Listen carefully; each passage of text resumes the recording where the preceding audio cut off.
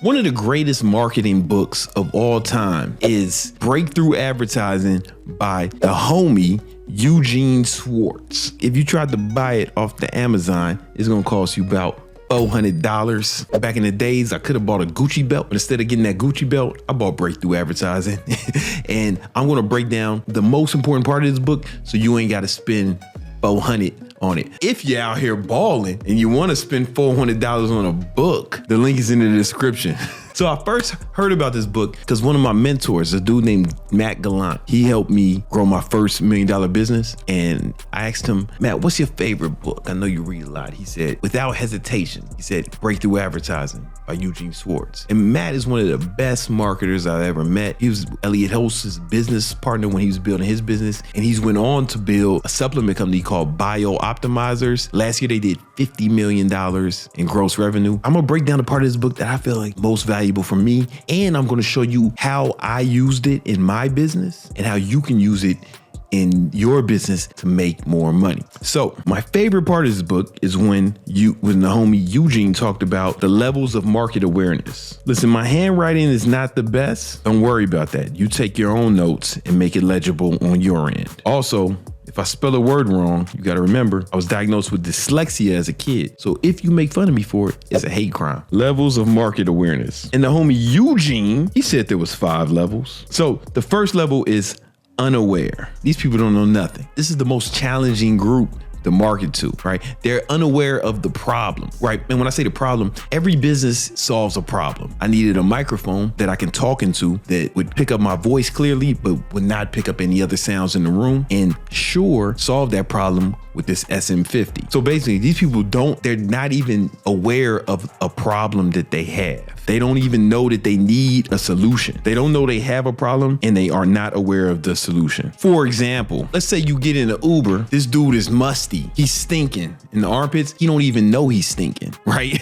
It would be that person. He's unaware that he stink. And if you a deodorant company, this motherfucker don't even know that there's a solution to it because he don't even know what the problem is. And now I got to give him a 1-star review. And then Uber's going to text message me and say, hey, Kinkito, what happened, man? You usually gives 5 stars. I was like, yo, man, I had to have the windows all the way down, man. And I had my head hanging out it like I was a motherfucking pet dog. 1 star. He was unaware. We're going to talk about how to market to him over here. The next level of market awareness, problem aware. These people, they realize they have a problem, but they aren't aware that a solution exists. So they realize they have a problem, don't know a solution exists. For example, we're about to come out with this product called Thought Repellent. A lot of guys, they have a problem. It's like, man, all these girls that I meet, a lot of them is like thoughts or skanks or skeezers, right?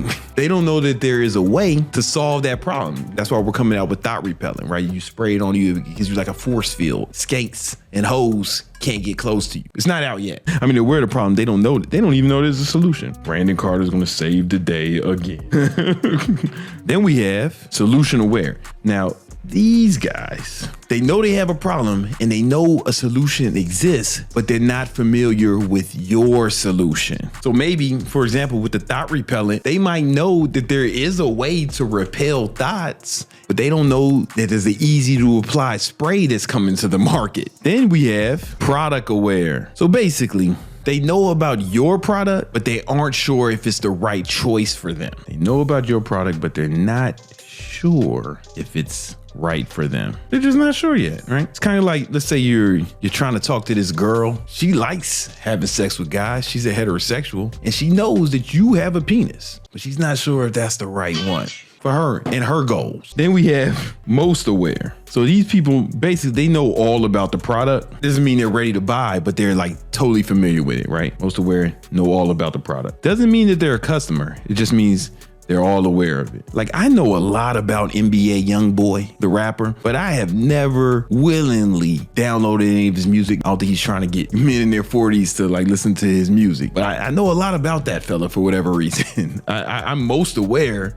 but I'm not necessarily a consumer yet, right? All right, so this line will show you like the details about these people. Now we're gonna talk about how to market to them. Before I fill this column out with how to market, I wanna kind of break this down a little better and I wanna label these, right? I'm gonna call this level 5, level 6, level 4, level 3, level 2, level 1. When I teach people how to grow their online fitness business, we help a lot of people who don't have a big following. That's the majority of our students, and we help them become successful. But every once in a while, we get somebody who has a nice size following, maybe like 10, 20,000 followers, right? And what they notice is immediately when they start marketing those people, it's almost easy for them to make money. And the reason why is because there's a bunch of people who are here, what we will call level 1, who are already following them. And there's a lot of them. A lot of people in there at level 1. But what they realize, it keeps getting more difficult. So you got the people, and this is not a nipple, but now that I think about it, we're gonna call this the marketing nipple. So there's a lot of people in level 1, and you lick them, right? So these people are here, most aware. These are your hottest leads. And then there's a lot of people in this level 2 and 3. So level 2 and 3, this is the outer ring, the areola of the marketing titty. So level 2 is in the areola. These is warm, right? They know about your product, but they don't know what's up. Then you have people, they know there is a solution, but they don't know about yours. And then they go here. Now it looks kind of like a clown titty or Smurf titty. This is basically the Smurf marketing titty. They don't teach you this in business school. And then everyone else is in 4 and 5. Now the key is when you get these influencers or these people who have a nice ass following, it's easy to sell to these people level 1, right in the nipple. It's not as easy to sell to the people in the areola level 2, right? And it's more difficult to sell to the people in level 3. And in level 4 and 5, they're not even fucking on that shit right now. So what happens is a lot of influencers, they'll get mad. They'll get, damn, we made a whole bunch of money at first. And then it's like, man, now it's difficult. It was so easy at first. Well, now you got to go market to these people. I tell them now your job is to get people from level 4 and 5 into your ecosystem. And you got to move them through the levels, if that makes sense. And you got to keep moving people down the customer journey. To market to the unaware, to level 5, your advertising should be highly educational content. So you need to teach them and show them that there's a problem. They don't even know there's a problem. You'll see politicians do this, but they'll make problems up. They'll literally make shit up, right? They'll make up problems. Because it's easier to solve a make-believe problem than it is to solve a real problem. We can't do that because we have to actually sell something. So educational content works best for our online trainers. What I tell them is, hey man, you make educational content, and what that does is that starts to bring people into your universe because people start sharing it, and then they see it in their friends share it. One of our students who had the most success with this recently was Corey Armstrong. He's the reason on every fitness video people are typing such and such is making you big as hell because he started that trend, I guess. And Corey, he started putting out lots of educational content. Really, what that does is that moves people into his ecosystem. It moves people into his marketing Smurf titty. And then the more they get up, the more of it they get, the more they start moving towards the nipple. And then eventually he can milk them. But I know last year Corey made $400,000 from his online fitness business, but this was a big part of the strategy. That's outreaching, right, to the unaware with educational content. And that's how he grew his following. We taught him how to make educational content. He started putting it on shorts. He started putting it on IG Live, TikTok. The titty got bigger because there was more consumers in his Smurf marketing titty. For the problem aware, what you want to do is you want to educate them about their problem. So this is like general education. Boom.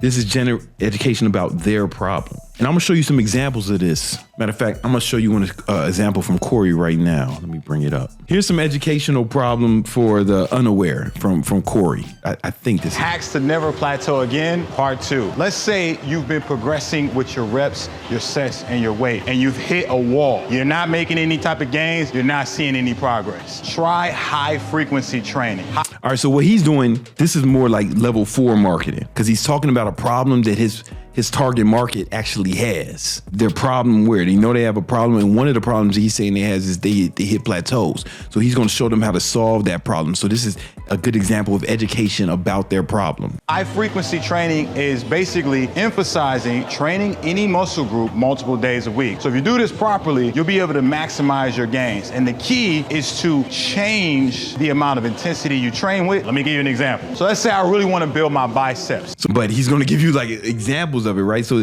this is a problem-aware content and marketing. I hope that makes sense. Now let's go back to solution-aware. You want to focus on how your product solves that problem. Introduce why yours is the best solution. Focus on how your product solves that problem. We're moving people up the pyramid, or you can look at it like we're moving people into our Smurf marketing titty. However you want to look at it, whatever makes the most sense for you. And let's go to another example from Corey of how that works. All right, so get ripped on the go. Here's how to get ripped on the go. I know this because, Corey, I talk to Corey all the time because, he's in our program, High Ticket Trainer, basically taught him this style of marketing. And so he knows that he told me that a lot of his clients or the people he trains, they're like busy, they're professionals. So they're running around doing shit. And he says that traveling is one thing that really throws him off, right? So what he's doing is he's addressing the problem, that one of the problems he knows they have in level 4, but now he's gonna address it. But at the end, he's gonna go into how his solution can help him solve that problem. Now, what does this, and this shit have in common? They all keep you big as hell. Stay away from it if you want to go, and do these things instead. One thing I tell my clients to do all the time. He's bringing in his solution now. So this is like level 3 marketing, because he wants to bring him up to his product.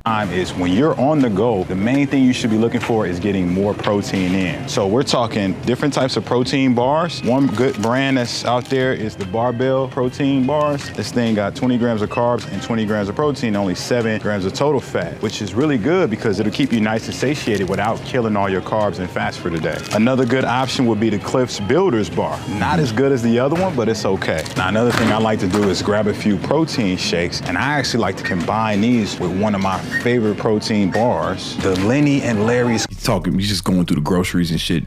But watch what he does at the end. Cookie 5 bar. You see this thing got 24 grams of protein. This right here is 42. So you're getting well over 60 grams if you just put these together. Basically, it's all focused on education. I think that's the best way to market a product that you're trying to sell. Because, you see a lot of fucking influencers doing clown shit, changing clothes with their girlfriends, or motherfucking doing skits with their girlfriends. That ain't gonna get you no clients, right? It might be entertaining, may get you the views, but he's actually helping people. And that's one thing we stress with our clients, is make content that actually helps people, right? And this is one reason why Corey's so successful. And make a whole meal of it. You can also get you some meat sticks. You only get a minute on YouTube Shorts. On the Instagram version, I'm not gonna go pull that shit up. He says, hey, and this is how I help my clients stay in shape when they're on the go. I give them a meal plan and different options of things to eat that they can find anywhere they're at. And that's why my clients get such great shape. So he talks about his solution. All right. So he started kind of like this, but then he moved up here.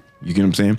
And then with level 2, all right, so they know about your shit. Again, they don't know if it's right for them, right? So you need to emphasize the unique benefits of your product versus the competitors. This is where a lot of fitness influencers mess up. And these tactics work for any industry. My main thing is I teach people how to grow online fitness businesses. And you don't have to talk about competitors. I usually don't. Here's where you want to start adding testimonials, case studies. And the goal of this is to bring them from level 2, from the urethra straight to the nipple. In a dating contest, this would be like, okay, there's a girl, she's product aware, right? She wants a man, and she knows you're a man, and you have a penis, but she's not sure if you're right for her. This is when you send the dick pic. Now, I'm just joking. But check this out. On some real shit, any guy knows what happens when you get a girlfriend. What do all the other girls do? Yeah, it's a testimonial. It's like an Amazon review. Then all of a sudden, girls are interested in you. It's a flaw in the design. It's the same thing. When they see the testimonials, they'll want you, This is when they want you to see testimonials. See what I'm saying? And you want to move them from the urethra to the nipple, all right, or up the pyramid. And then the most aware. These are people who they're aware, but they're just on the sidelines for whatever reason. So here you can be like super direct. This is sometimes you can have like sales. I tell my online fitness students to never put your shit on sale because like Lambos don't be on sale. Apple products don't go on sale. Even on Black Friday, sales will work. It's some sort of promo, but really just clear call to actions. Call to action like, hey man, do something. Clear CTA. You can be more direct with them. And this is really how you move people up the ladder or through your Smurf marketing titty. I'm gonna give you a bonus tip. For this to work, you have to really know your audience. This is why I teach my online fitness clients to make sure they have a niche. And when I say a niche, I mean you gotta make yourself different. Who you're marketing to, what problem you're trying to solve for them, right? Because remember, you got to solve a problem. It's got to be a problem here.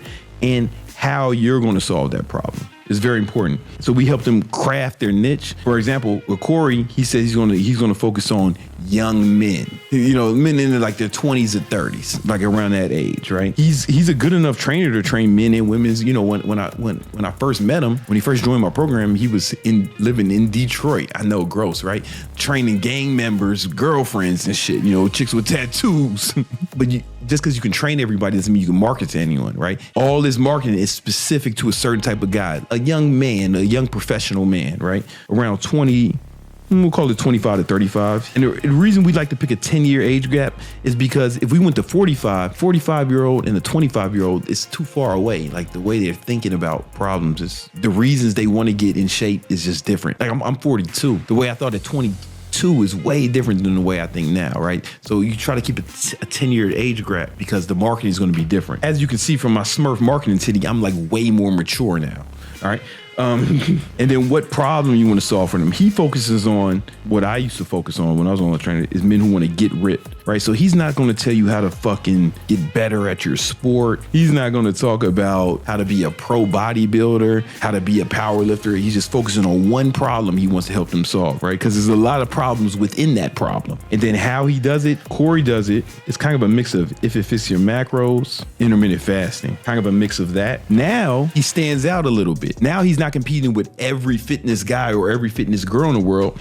He's competing with just the people who focus on training young men who want to get ripped, not the people who want any other goal. And then if it fits your macros and intermittent fasting, right? So cool. Now he can craft every layer of his marketing around this. So if you go to his content, it's all talking to this guy. The thing is, if you're just a trainer, now you got to talk about how to get a bigger butt. You got to talk for chicks. You got to talk about what to do if you over 800 pounds, how to be a power lift. It's too much shit. So your content will be all over the place and it won't penetrate. Like Corey's becomes a specialist. So when this guy who wants to solve this problem with this method finds Corey, what they're going to see is fucking hundreds, if not thousands of pieces of content that help him solve his problem, that tell him about his solution, and then show him the product that will solve his problem. So when that guy sees another trainer who's trying to solve every problem for everybody, he can't compete with Corey. That's why Corey made close to $500,000 last year. He was one of our most successful students. It's all based around this. Listen, if you guys want to learn how to grow your online fitness business too, I have a free ebook called The 10 Commandments of Online Training. Go ahead and click the link in the description. Check it out now.